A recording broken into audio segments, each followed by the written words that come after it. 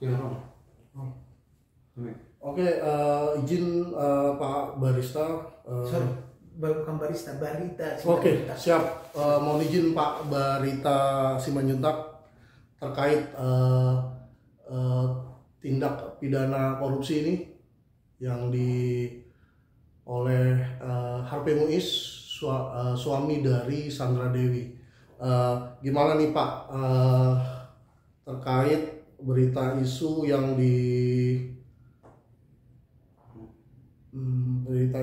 dilempar oleh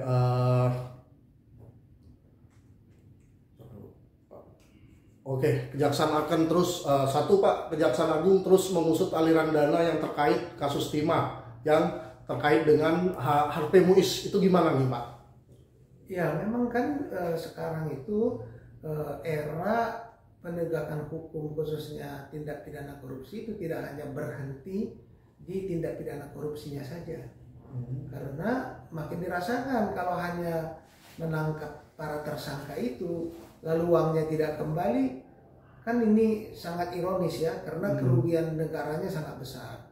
Jadi satu aspek kejar tersangkanya dapat, tindak pidana korupsinya ya itu baru yang kemudian ditelusuri pencucian uangnya. Kemana hasil kejahatan itu digunakan, untuk apa, oleh siapa, kapan, di mana, di dalam dan di luar negeri, itu pasti ditelusuri. Karena tren perkembangan hukum modern begitu, tidak hanya sekadar pembalasan, penindakan fisik saja, tetapi konsekuensi dari pencucian uangnya. Dan itu yang sekarang dikerjakan oleh tim penyidik jaksa dari Kejaksaan Agung ya. Untuk perampasan aset akan terus dilakukan terkait penuntasan kasus timah ini Pak? Ya, itu adalah konsekuensi dari tindak pidana korupsi. Jadi supaya penelusuran hasil kejahatan itu yang berupa aset, berupa dana dimanapun, itu akan digunakan untuk mengembalikan atau memulihkan kerugian negara, termasuk pemulihan lingkungan.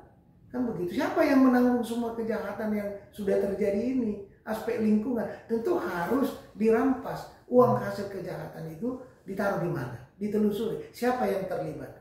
Jadi mau berapa lapis pun pencucian uangnya, pada akhirnya itu akan bisa ditelusuri, bisa dilacak, dan menurut hukum tentu ini yang harus dilakukan langkah-langkah pro justisianya, termasuk tadi saya katakan penelusuran aset dan tindak pidana pencucian uang. Itu satu rangkaian ya, supaya penyidik bisa merampas kekayaan hasil korupsi, maka penelusuran tindak pidana pencucian itu menjadi sangat penting.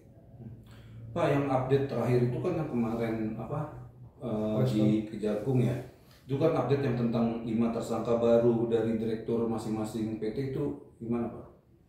Ya, itu adalah yang kita sebut sebagai aspek tindak pidana korupsinya kan. Lalu konsekuensinya, nah sesudah dilakukan penyidikan, kemana uang hasil kejahatan itu, di mana sekarang, ya, maka itulah penelusuran dan pencucian uang. Di tangan siapa itu yang dilakukan. Itulah namanya serangkaian tindakan penyidikan tindak pidana korupsi dan pencucian uang. Karena kerugian materialnya sudah terjadi. Kan tidak mungkin ada kerugian negara terjadi ya yang tidak disertai dengan kemana ya kerugian negara itu digunakan, hasil tindak pidana korupsi itu yang menimbulkan kerugian negara. Di mana sekarang barang itu? Apakah barang itu ditransaksikan dengan tindak pidana pencucian uang dalam bentuk ya aset, dalam bentuk macam-macam ya barang-barang atau apapun. Nah, itu yang selanjutnya akan diklasifikasi, diklarifikasi, sehingga jelas dari semua tindak pidana korupsi dari sebuah akan kelihatan pencucian uangnya dan perampasan, penyitaan untuk mengamankan ya kerugian negara itu. Kalau nanti proses hukumnya sudah berjalan, pengembaliannya ada kepastian dari penyitaan dan perampasan tadi. Ini juga terkait yang ini Pak, penyitaan aset dari tersangka HM kan, kayak 3 mobil sport mewah, 2 Ferrari dan 1 Mercedes, gimana Pak? Ya, itu kan sudah kelihatan benang merahnya kan. Nanti selanjutnya akan dilakukan pengembangannya. Ya, kapan itu, dari mana dananya, dan tentu langkah-langkah pelelangan. Kan barang-barang tadi yang tadi disebutkan baru bernilai, ada nilai materialnya ketika dia sudah dilelangkan. Nah, itu ada mekanisme sendiri. Nah, jadi itu yang sekarang sedang dipersiapkan menuju ke sana, supaya aspek pencucian uang ini perlu, ya, saya tekankan berulang kali, karena pencucian uang itu dalam rangka mengejar, mencari, dan menyita, merampas kekayaan yang diduga hasil tindak pidana korupsi. Itu. Pak Barita, terkait dana Harvey Muiz dan Sandra Dewi yang dibagi 2 itu kita melihatnya itu seperti apa, dan itu bisa diambil, bisa dikejar nggak istilah itu? Ya, itu kan bagian dari penyidikan, ya. Okay. Makanya kan kecermatan, kehati-hatian, sikap profesionalitas jaksa itu sangat dibutuhkan. Sebab ini kan berkaitan dengan hak-hak personal, ya. Dari satu tindak pidana korupsi sudah ditetapkan tersangkanya, ditelusuri asetnya, pada saat bersamaan dia juga punya keluarga, katakanlah istri yang juga punya penghasilan. Kan jadi jolim dong kalau uang hasil jeripaya seseorang dirampas. Maka ada teknik, ya, ada metode untuk menentukan mana itu yang memang hasil kejahatan untuk menjadi dasar proses penyitaan dan perampasan, mana yang memang penghasilan. Makanya kecermatan dan profesionalitas itu ya dilakukan, diklarifikasi, dipanggil, diminta, ini hartanya kapan diperoleh, dari mana dananya, dari penghasilan apa, kapan, apa dasarnya. Nah, itu semua kan sangat teknis sifatnya, ya. Dan ini nanti tentu proses itu akan dilakukan dengan proses pro justisia, penegakan hukum sampai putusan pengadilan.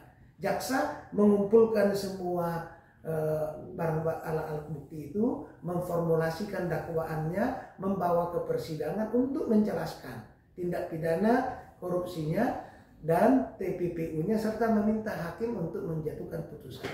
Jadi itu langkah-langkah yang akan dilakukan. Pak Barita, adakah